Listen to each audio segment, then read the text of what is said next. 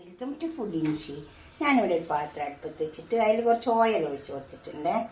ഞാനൊരു മട്ടൻ്റെ ഹെഡ് എടുത്ത് വെച്ചിട്ടുണ്ട്, തല ഉണ്ടോ. അത് നന്നായി വൃത്തിയാക്കി വെച്ചതാണ്.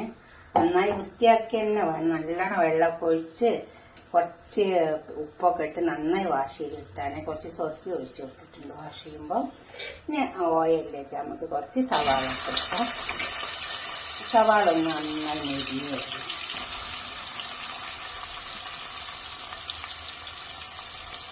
സവാള നന്നായി മുരിഞ്ഞിട്ടുണ്ട്. ഇതുപോലെ മുരിഞ്ഞ് വന്നാൽ നല്ല ഗ്രേവി ഉണ്ടാവും. ഇനി ഇതിലേക്ക് നമുക്ക് കുറച്ച് തക്കാളി വെച്ച് കൊടുക്കാനുണ്ട്. ഞാൻ തക്കാളി അരച്ച് വെച്ചതാണ് മിക്സിൻ്റെ ജാറിലിട്ടിട്ട്. അധികം അരിഞ്ഞിട്ടില്ല, അതുണ്ട് അതേപോലെ അരിഞ്ഞിട്ടുള്ളൂ. ഇതും ഇതിൽ കിടന്ന് നന്നായി വാടിക്കോട്ടെ. തക്കാളി നന്നായി വാടി വരണം, അപ്പോഴാണ് അതിൻ്റെ ഒരു ടേസ്റ്റ് ഉണ്ടാവുള്ളൂ. ഇതിൻ്റെ കൂടെ തന്നെ ഇഞ്ചി വെളുത്തുള്ളി നന്നായി ഒന്ന് പേസ്റ്റ് ആക്കി വെച്ചിട്ടുണ്ട്. ഇതും കൂടെ ഇതിൽ കിടന്ന് ഇതെല്ലാം പാടിതിൻ്റെ പച്ച ചുവ, എല്ലാത്തിനും പച്ച ചുവ പോട്ടെ. അപ്പോൾ മസാല സവാള തക്കാളി എല്ലാം നല്ലോണം നല്ലോണം വാടി മുരിഞ്ഞ് വന്നിട്ടുണ്ട്.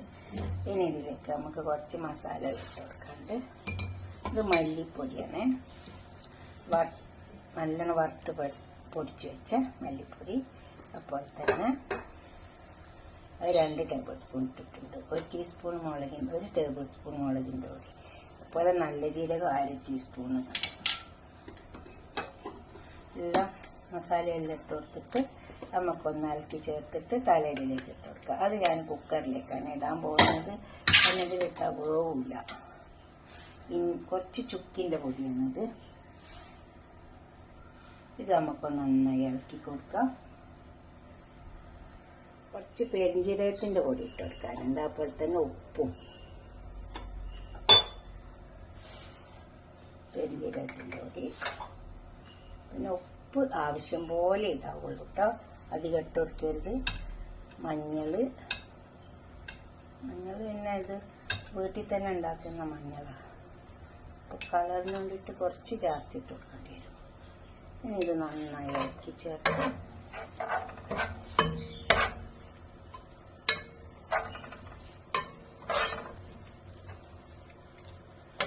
ഈ മസാലകൾ ഞാനൊരു കുക്കറിലേക്ക് മാറ്റുന്നുണ്ട്. ഇതിലേക്ക് വെച്ച് കൊടുക്കുന്നുണ്ട്. കുക്കറിലേക്ക് മസാലയിലേക്ക് ഇട്ട് കൊടുക്കുക. അപ്പോൾ വെന്ത് കിട്ടില്ല. ഈ ചെമ്പിൽ കുക്കറിലാകുമ്പോൾ നല്ലോണം പോകും. പിന്നെ മസാല ഒക്കെ നന്നായി വാടാൻ നല്ലത് എപ്പോഴും ചെമ്പാണ്. അപ്പോൾ നല്ലോണം വാടി കിട്ടും. എല്ലാം ഇതിലേക്ക് ഇട്ട് കൊടുത്തിട്ട് ഒന്ന് ഇളക്കിയിട്ട് കുറച്ച് ചൂടുവെള്ളം ഒഴിച്ച് കൊടുത്തിട്ടേ നമുക്ക് നന്നായി ഒന്ന് ഇളക്കി ചേർത്തെടുക്കാം. ഇളക്കി ചേർത്തിട്ടുണ്ട്. ഇനി ഇതിലേക്ക് കുറച്ച് ചൂടുവെള്ളം വേവാൻ വേണ്ടിയിട്ട് ചൂടുവെള്ളം നല്ലത്. കാരണം മസാലകളൊക്കെ വേപ്പിച്ചെടുത്തതല്ലേ. അപ്പോൾ ചൂടുവെള്ളം ഒഴിച്ച് കൊടുത്താൽ മതി. ഇനി നമുക്കിത് കുക്കർ ക്ലോസ് ചെയ്യാം.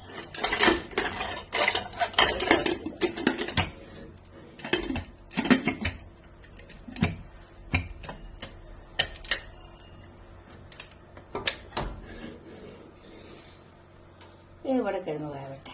നമ്മൾ മട്ടൻ്റെ ഹെഡ് ഇവിടെ കൊടുത്ത് വെച്ചിട്ടുണ്ട്. മട്ടൻ തല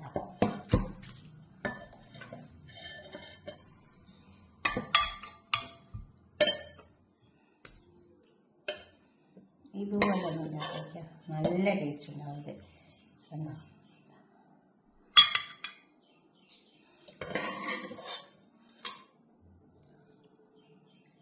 ഇതുപോലെ ഉണ്ടാക്കിയിട്ട് നിങ്ങളുടെ അഭിപ്രായം നിർദ്ദേശമൊക്കെ ഒന്ന് കമൻറ്റ് ബോക്സിൽ അറിയിക്കുക. ലൈക്ക് ചെയ്യുക, അതുപോലെ തന്നെ ഷെയർ ചെയ്യുക, സബ്സ്ക്രൈബ് ചെയ്യാത്തവരൊക്കെ ചെയ്യാം.